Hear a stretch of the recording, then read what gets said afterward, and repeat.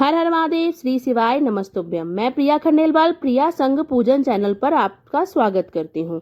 आशा करती हूँ आप सभी पर महादेव की कृपा बनी ही होगी। 14 सितंबर को भाद्रपद अमावस्या का दिन है। ऐसे तो सभी अमावस्या का एक अपना अलग महत्व है। हर मास के आखिरी में अमावस्या आती है, परंतु भाद्रपद मास की कृष्ण पक्ष की अमावस्या भाद्रपद अमावस्या या भादो अमावस्या भी कहते हैं। इस दिन दान करने का अपना एक अलग महत्व है। इसके साथ ही इस दिन कुश यानी घास एकत्र करने की परंपरा भी है दोस्तों, इसलिए इसे कुशाग्रहणी अमावस्या भी कहते हैं। तो आइए दोस्तों जानते हैं भाद्रपद अमावस्या का सही समय क्या है। यह 14 सितंबर दिन गुरुवार को सुबह 4:51 पर शुरू होगी और अगले दिन शुक्रवार 2023 को सुबह 7:12 पर समाप्त होगी। दोस्तों, इस दिन यदि आप अपनी तुलसी जी के पौधे में बांध देते हैं यह चीज, तो आपकी सभी परेशानियां हो जाएंगी दूर। तुलसी माँ की नियमित पूजा करने से हमें मिलता है ढेर सारा आशीर्वाद। तुलसी जी का पौधा हमारे परिवार के लिए बहुत ही शुभ माना जाता है, बहुत लाभकारी माना जाता है। हमारे वेद पुराण में इसके बारे में बताया ही गया है दोस्तों। तुलसी के पौधे में माँ देवी लक्ष्मी का निवास माना जाता है। पुराणों में तुलसी जी को विष्णु भगवान की पत्नी का गौरव मिला है। जहाँ तुलसी जी का पौधा लगा होता है वहाँ ब्रह्मा विष्णु महेश यानी त्रिदेवों का निवास होता है। भगवान को भोग बिना तुलसी जी के पत्ते के बिना नहीं लगता, भोग अपूर्ण माना जाता है। हम तुलसी जी का पौधा तो लगा लेते हैं, परंतु उसमें चुनरी नहीं उड़ाते।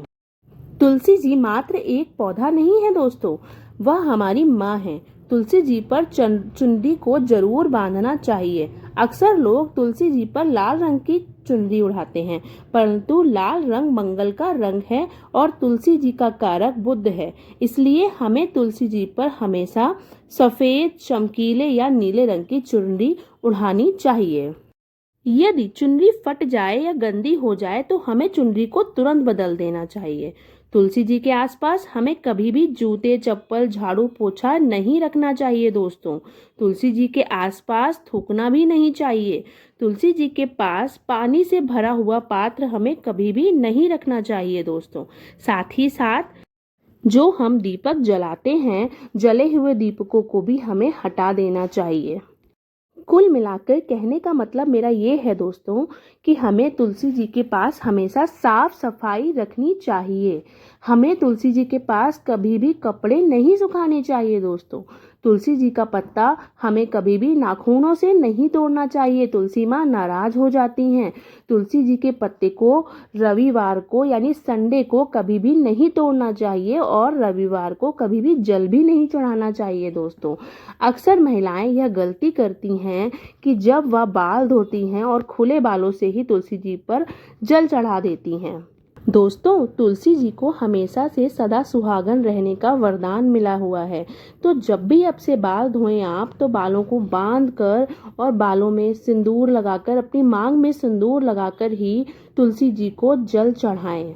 दोस्तों, हमें कभी भी तुलसी जी का पौधा घर पर सूखा हुआ नहीं रखना चाहिए।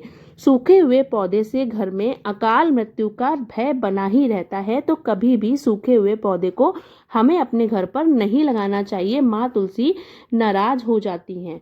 और साथ ही साथ मासिक धर्म में हमें तुलसी जी पर कभी भी जल नहीं चढ़ाना चाहिए। चप्पल पहनकर भी हमें कभी भी जल नहीं चढ़ाना चाहिए। तुलसी जी का जो जल चढ़ा हुआ है उसके छींटे अपने पैरों पर नहीं लगने चाहिए। तुलसी माँ के पौधों को हमेशा सम संख्या में ही रखना चाहिए, जैसे 3, 5, 7।